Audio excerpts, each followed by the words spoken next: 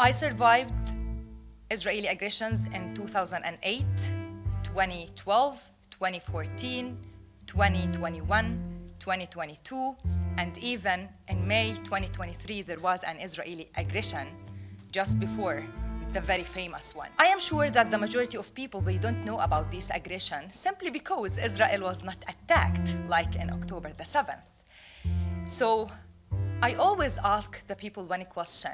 A lot of people know about October the 7th, but who knows about 27th of December 2008?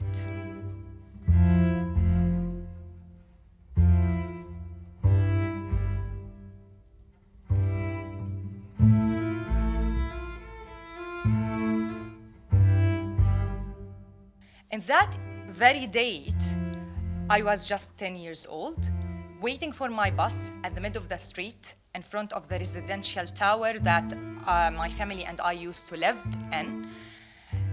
Then, suddenly, at that main time, an Israeli airstrike started at the street. The both ends of the street were bombed. I only saw black flames, fire, people screaming, children running, shards of glasses just falling above my head and shoulders, and so on. I remember that day, I ran to my mom screaming, "Mom, it's the end of life, it's the last day of life, it's the day of justice," as we say, we Muslims.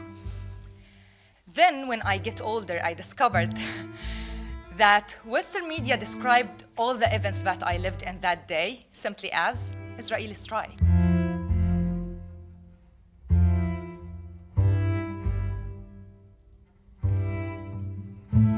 They erased all the crying, the screaming, everything I lived in that very day, simply in that very short term. I always believed that if the world knew about what's happened in the Nakba in 1948, or even in the massacres like Sabra and Shatella one in 1982, or about the whole Palestinian villages that were erased, like At-Tantura village or Deir Yassin, the world will not let us suffer to that much.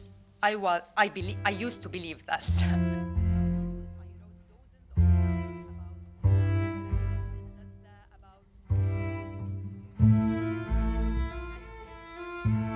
So I lost my belief in journalism and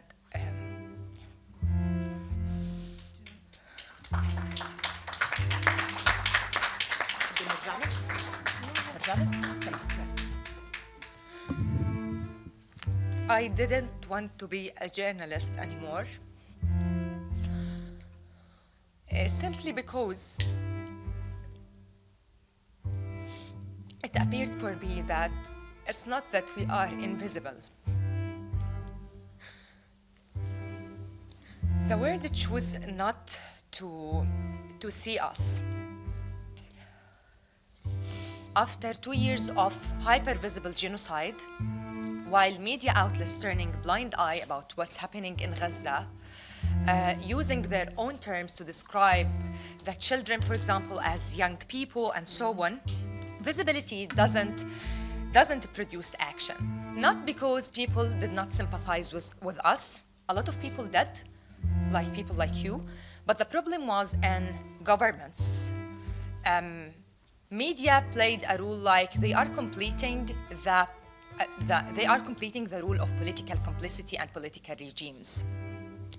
And I discovered that there is no democracies. Governments are the same in the whole world, even in the global south or in the global north. But the difference that in the global south, dictatorships are clearly declared, while in the global north, dictatorships are dressed by democracy. They are like just bragging that they have democratic regimes, they have systems, we have elections, but they're ignoring the voices of the people who were protesting in the streets every week at the United Kingdom, for example. And I discovered that it's really pointless to be a journalist. But I still believe in the human, I still believe that humanity should lead and govern and dominate, and that's why we are here today, to still educate ourselves and to educate our children, not only about how Palestine will be free, because Palestine will be free, maybe not today, maybe not tomorrow, but definitely someday. But the problem